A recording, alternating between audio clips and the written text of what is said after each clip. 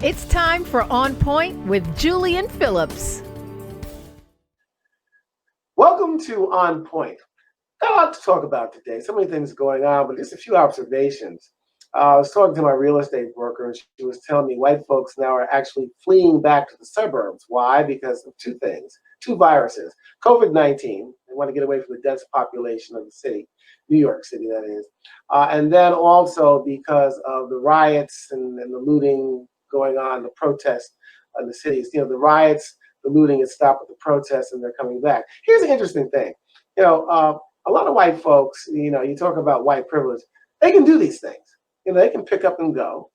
But, you know, a large percentage of black folks can't do that. So I'm looking at that and I'm seeing how that's all going to play out. Gentrification, maybe it's in reverse now. The other thing, town hall meetings. A friend of mine works for NBC, and they had a town hall meeting. And, you know, I said, well, later for these town hall meetings, do something. NBC Sports, I'm going to put it out there.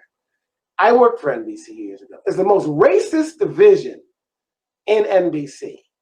No black executives, VPs, whatever. None. Haven't been that way. Jerome Gilbert, when I was there, was a black VP. They ran him out of Dodge quick. Stop the talking. You don't need town halls. Do something. Hire people. Hire people that have experience, that have substance. They're out there. They are out there. That's all I have to say. Enough talk.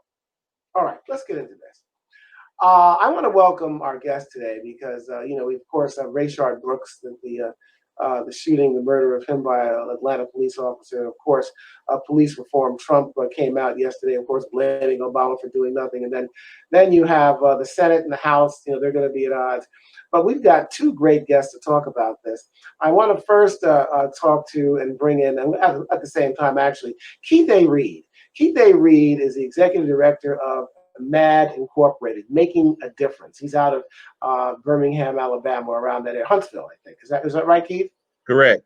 Okay. And of course, our regular Eric Ham, political analyst and best-selling author, he joins us once again. Eric, welcome to On Point. All right, I just want to get into this right away here.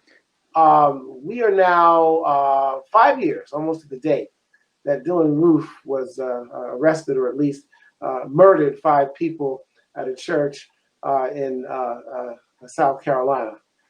He's alive. He didn't resist arrest, but he's alive. Of course, he could ask for Burger King. They went out and got Burger King for him. Rayshard Brooks is dead. So here's a question that I want to ask both of you, but Kieth, I want to focus this on you. The conservative stations have been talking about, and not just the conservative stations, that, well, he resisted arrest. Had he not resisted arrest, he would be alive today.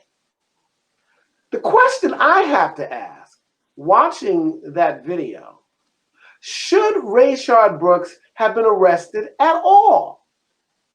Kieth, your response. Okay, well, remember the reason why they said he was arrested. You know, basically why did we know, if according you watch the video and things like that or whatever, you know, it just depends on, you know, you have to understand, and I'm always very straightforward about this. You have to understand a police officer's mentality. Okay. And needless to say, just from that incident alone, the answer to your question is that, you know, hindsight is 50-50. Because here's the reason why. Because what a lot of people see out there is that a lot of people don't see what leads up to the actual incident of actually happening. A lot of people see a lot of the end result. So needless to say, you really don't know what the situation was, you know, if you're not involved in a situation like that. Mm-hmm. So you really don't know. So the answer to your question is that we can sit here and say, well, should he have been arrested? Well, according to what according to what the charge that they were basically trying to put on him, whatever, you know, you can easily say that. But I can't specifically just say, well, you know what? Well, Julian, of course, he should have been. You don't know that cop's mentality, just like you don't know exactly. We weren't there. Okay, but listen, let me come in for a second, and Eric, you can chime in on this too. There are about 40 minutes or so of the video that was released. For 20 minutes, after they knocked on his door and he pulled over, They put him through all sorts of tests, that police officer who came on the scene. The breathalyzer test was the last thing. They had him tilt his eyes up and down without moving his head back and forth and all this. It was like a Ringling Brothers three-ring circus, standing on one leg, this and that. And then at the end, they had the breathalyzer test. I mean, come on. Listen, my thing is, look, if Rayshard Brooks was driving that car, he was swerving in and out and they pulled him over, that's something totally different. He's in Wendy's asleep. He pulls over to the side. He says more than once, look, I can walk 2 blocks to my sister's house. When does community policing come in and say, okay, look, we got to let this guy go? I've known other people who have been pulled over by cops, and they were given the right, not the right or whatever, the courtesy of having somebody pick them up. This guy wasn't a threat to anybody. My thing is, should he even have been arrested? I don't think so. If we're talking about community policing, I mean, come on. I mean, really? 2 blocks from his sister's house? Let the boy, they got license, they got all that stuff, Keith. Now let me say this, and you're absolutely right. Okay, there's been times with me being, I was a law enforcement officer, I was, for 28 years. Now, needless to say, that there have been situations of where I've actually been in that type of situation. And actually, I can explain to you at least one call I was on. It was actually about 2:30 in the morning where I pulled up on an individual, and needless to say, we went through the same thing. I basically had good in the field sobriety, did everything. Needless to say, this guy was intoxicated. Now, what I did was this. I told him, I said, I need you to call somebody to come and get you. I said, because keep in mind, I said, I can easily impound your vehicle. I can easily take you to jail. But what I did is that I told him, I said, I'm going to need you to call somebody to come and get you. The young man called his sister. Sister came and got him, and that was it. So that's why I say again, everybody is not like me. Right. Okay. So again, and you're absolutely right when you say community policing. So you have to understand, you have basically 2 or 3 sides of different types of officers when it comes to mentality. You have officers like me that basically say, okay, look, needless to say, I will, I'll let you go this time. But you got some that on that first time, they have a whole different mentality of that. Right. And it's sad, but true.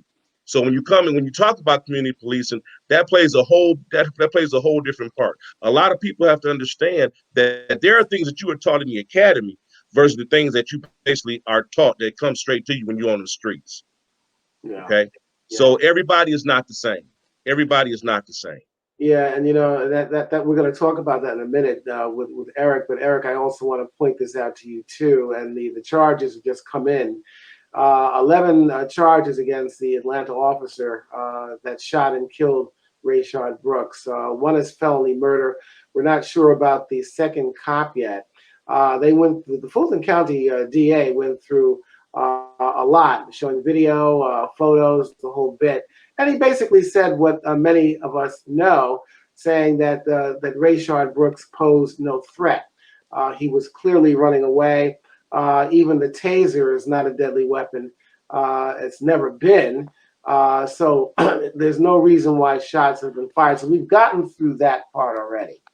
Now that we've got these charges filed, of course, there's going to be a trial. We'll see what happens there. Let's focus right now, Eric, on police reform. Trump came out yesterday, of course, starting off blaming Obama for not doing anything. And of course, Obama did a number of initiatives on this.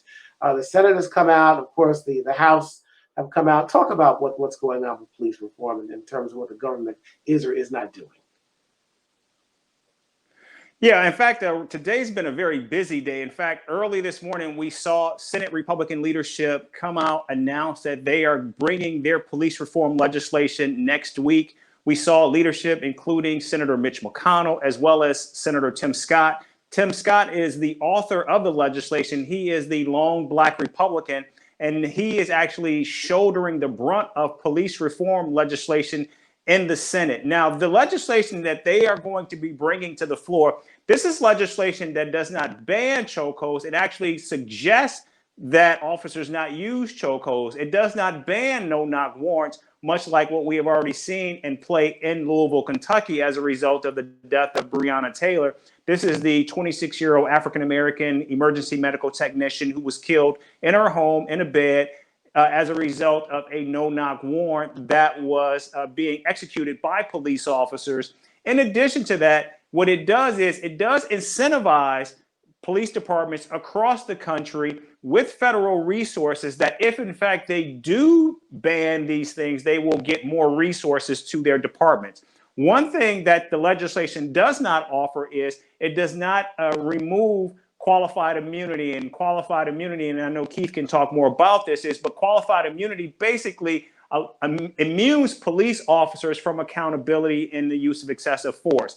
Now, on the other side of Capitol Hill in Congress, what we're seeing right now is the House of Representatives in the Judiciary Committee, they are actually marking up their police reform legislation. And that bill goes much farther than what we are seeing both in the president's executive order as well as in the Senate legislation.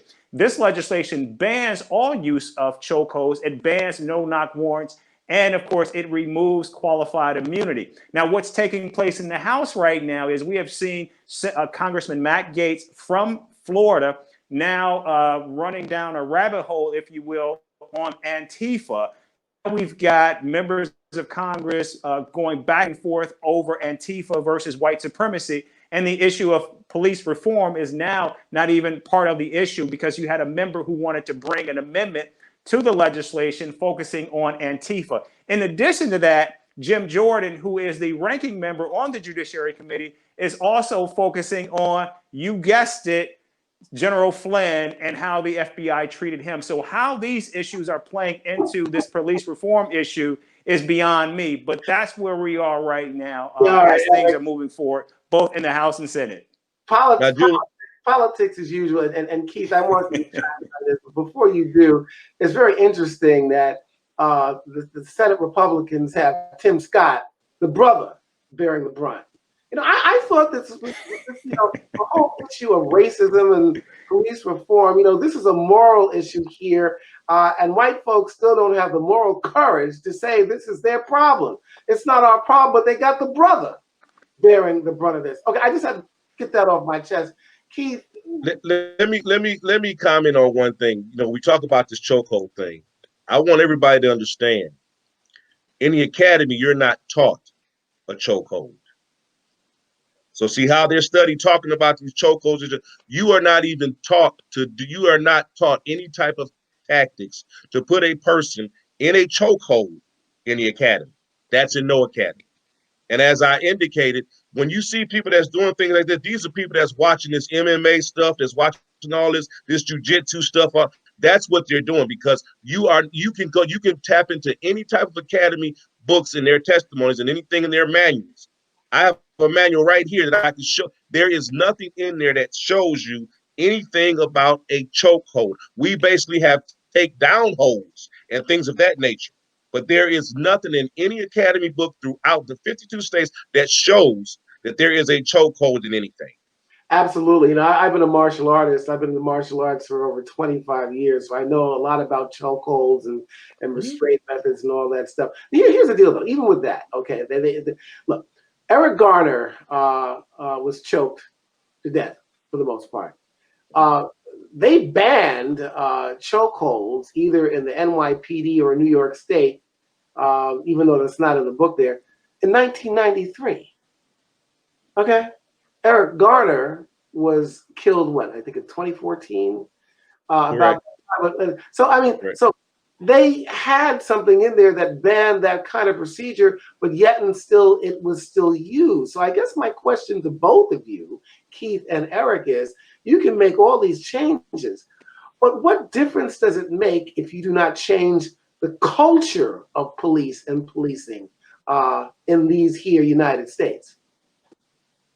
That's a really good question. In fact, that's one of the things that we heard yesterday when President Donald Trump issued this executive order. He mentioned nothing about the systemic racism that we are seeing protests and demonstrations taking place across the country. He mentioned nothing about George Floyd Ahmaud Arbery or Breonna Taylor, other than the fact that he had just met with the families of these victims in a private meeting prior to issuing this executive order. In addition to what we saw today, it was Tim Scott who stated that while there is racism in America, or that there are people who are racist, he said that America is not a racist country. And so what we're seeing is members of the House focusing on this issue, Senator Tim Scott. So we're seeing members of the House at least attempting to address what they believe to be the culprit of what's driving these issues. And I think that's what could actually cause some friction when both the House and the Senate come together for conference on their competing legislation. America is not a racist country. Let's go back to 1619, and here we are in 2020. And there's two cases out in California where two young black men were found hanging from a tree.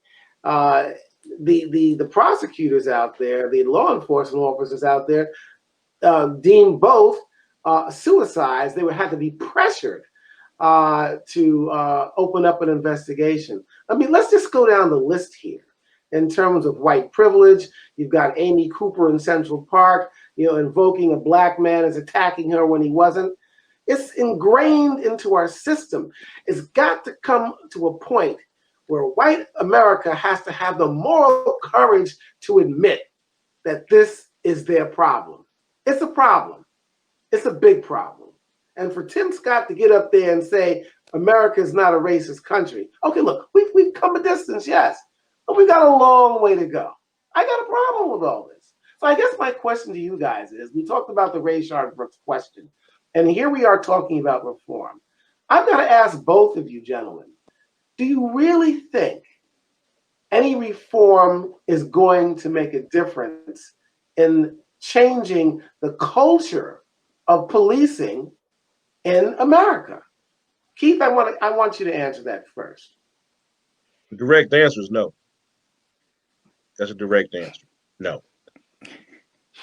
Eric?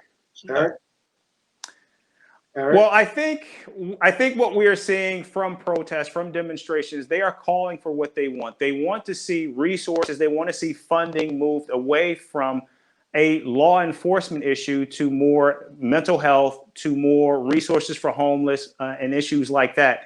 And I think if that's where we see a number of local municipalities actually going in that direction already. We have seen the mayor of New York, we've seen the mayor of LA, and of course we know Minneapolis is moving in that direction. Mm-hmm. And so if that's where local municipalities want to go, and if that's where people want them to go, then I think we can begin to see some of these changes. But of course, it's not going to all happen at once, and it's not going to happen as quickly as many people would like to see it. Right. A lot of stuff is going to happen, obviously, on the local level. But, you have the government playing tiddlywinks, going back and forth like little children, while the country is burning, figuratively, of course. And I'm wondering how all of this is going to play out. Listen, we've got, obviously, Derek Chauvin trial will be coming up there in Minneapolis. Obviously, we're going to see how all this plays out in Atlanta, and keep our eyes on what's going on out there in California. But there's a lot going on. I believe that the young generation, the good thing is, you see a lot of young white folks out there. In fact, in a lot of these protests, you see more of them than black folks. I see that as hope. I see that as a good thing. And if they keep up the pressure, that'll be great. The other thing, of course, is to make people accountable. Because, obviously, I don't care what color you are. The human condition, you can have a black cop. As I said before in another show, I've seen some black cops worse than white cops. You put a badge in a gun. And that's another thing that we need to talk about. Probably too much for today, about the way police are trained. In other countries, sometimes it takes 2 or 3 years before they actually, don that badge and gun. In New York, it's like 21 days, a high school education. There's no psychological examination, so you really don't know what you're getting. And I think with all the reform, there should be more stringent rules on police becoming police officers before they get that gun and badge. That's what I believe. Keith, I don't know what you think about that, but let me share this with you. Okay, that's like, when I went to the academy, it was a 16-week academy. Once I came out the academy, I had to do another 10 weeks with a field training officer, even before anything else came into play. And what people have to understand is that not all cops are bad. right. I mean, let's get that out the way. All there, in every profession, I just did a workshop yesterday, and I had to explain to all of them that in every profession there's that 5% that makes your job bad. Right. But that's the same way even when it comes to police officers and deputy sheriffs and things of that nature. There's that 5% that makes my job hard, because why? I believe in doing things by the book, doing things right, doing things, and I explained yesterday that, and it made them laugh, because as I explained to them, I did 27 years, in the Madison County, in our sheriff's department. Out of 27 years, I wrote 4 tickets. Mm-hmm. 4 tickets out of 27 years. And I can recall all 4 that I wrote. So what I'm saying is that I was the type of officer that I believed in community thing. I believed in talking to you, finding out what was going on, this, that, or whatever, before I even would but your attitude is what would dictate to me, basically, if I'm going to give you a citation. Now, when you go back to the situation that happened in Atlanta, okay, what you have to look at again is that this was a situation where they had him down. Basically, he got up and he ran. And if you look at the video, they said when he shot him with the taser.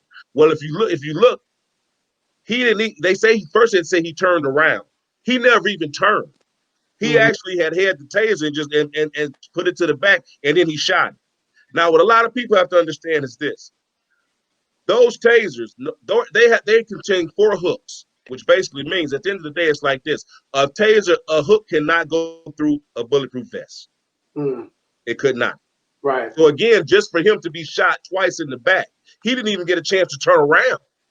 Right. So technically, yes, this, not only should he be fired, yes, he should be basically convicted. He should be all of that. He should be all of that. I get the fact that when we talk about how the protest is going to stand or whatever, I am a firm believer. I am a firm believer in protest. I'm all for that. The First Amendment says you can do that. The problem that I have as a law enforcement officer is that when we start tearing up people's things and looting and bombing, I have a problem with that, because see, when that happens, that takes away actually what we're doing. It's like, okay, we were doing the right thing in the beginning, but when you start to do those things, that's like taking one step forward, and then just as quick we start doing those things and acting the way that they're acting, then we're taking 5 steps back. So we can talk. So we can talk about reform. We can talk about this. They're talking about even defunding some of the departments and this and that or whatever. Well, that's fine and dandy if you do that. But for smaller, okay, I don't know. What was 2 weeks ago? I think it was Connecticut. They had a class. They had their academy class. They graduated 213 people from that academy. That happened on a Thursday. Because all this had basically happened and they're trying to defund things, that Monday, all 213 received pink slips. Wow. Okay. Wow. See, so really, is that truly the route that we want to go? When you just took 213 people that just went through 13 weeks of an academy to do all types of policing, but that Monday, they all 213 received, the whole academy received pink slips. Why? They received it because they were having budget cuts, because they were saying that we don't have, because with all this going on, because they're in lieu afraid that they're going to basically start defunding them already. So they're trying to get a jump on them. Right. Listen, it's a complicated issue. There's not going to be one shoe fits all. Yeah. We've got a lot of things to look forward to here and see what goes on with these trials, how defunding works or doesn't work. We've talked about that the other week with Camden, New Jersey, how restructuring and defunding work there. So we'll see. But the bottom line is, I think that we are seeing some progress here. And Keith, I want to thank you for coming on, and Eric as well. But before we go real quickly, Keith, I want you to talk about your organization, the Executive Director of Operation Making a Difference. Quickly tell us about that. Operation Making a Difference, we deal with at-risk youth. We deal with ages from 10 to 18. And basically what we do is that we deal with, when I say at risk, we're dealing with all kids. Let that be white, black, Hispanic, they're all the way around. And what we do is that we do different life skill classes with them. We basically bring them on point of doing a lot of things. And the program that we have, the parents must be active in the program. They have to be active. If they're not active, then we do not take the individuals. Why? Because everything starts at home, and we know that. So what we do is that we meet twice a week.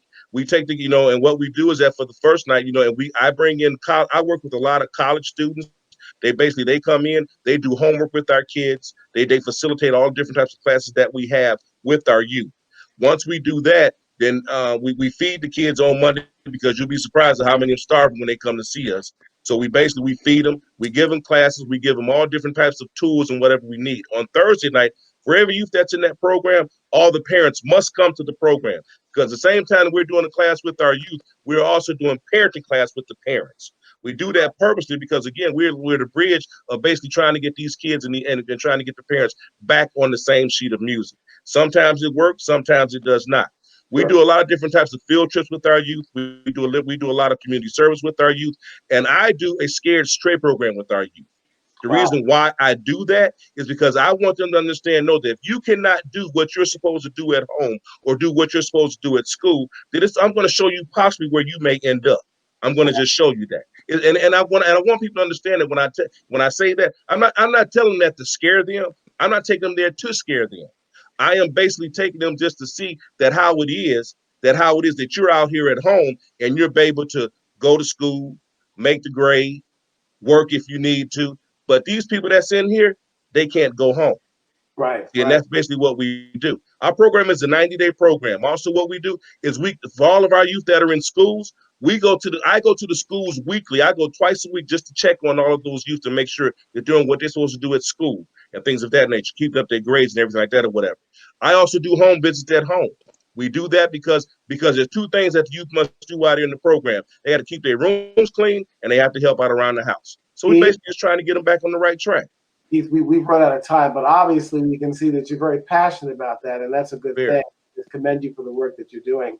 I want to thank you coming on, and obviously we're going to have you back on again. Eric, of course, you're always a regular, but Eric, you got to stop blaming Obama for everything. I mean, you got to stop this nonsense. I had to put some humor in this, Eric. Anyway, thanks for coming on. Look, I know Liz is gonna kill me today because we've gone over Liz Black. She's just a great producer, just a wonderful person. Just want to say quick things here. Obviously we have a long way to go in this country. There's accountability here, and there are many ways of getting to a place where I think the majority of people can agree on what to do, especially when it comes to community policing, police reform. Defunding is not the answer for everything. It may work, and it will work differently in different communities. And we really got to come to a point where there's not so much talk, but action. And we've got to get our government, the federal government, both the House, the Senate, and of course our president, to come together collectively and stop pointing fingers and bringing other things in. And it just looks bad. We just look bad. We've got to be on point. Listen. I'm going to do everything I can to bring the very best information to you folks. You decide for yourselves. But being on point really means looking at all different views of something and coming to some kind of conclusion and decision. And we all don't have to agree on everything. But one thing we must agree upon, we must agree that there must be justice, there must be equality, and there must be a way or ways of getting to that point where we all have justice and equality in this country. All people are not bad, all the police are not bad, but the ones that are bad must be held accountable, even by their brothers and sisters in blue. That is the issue. Thank you for joining me with this edition of On Point. You folks stay on point. And we'll see you next week.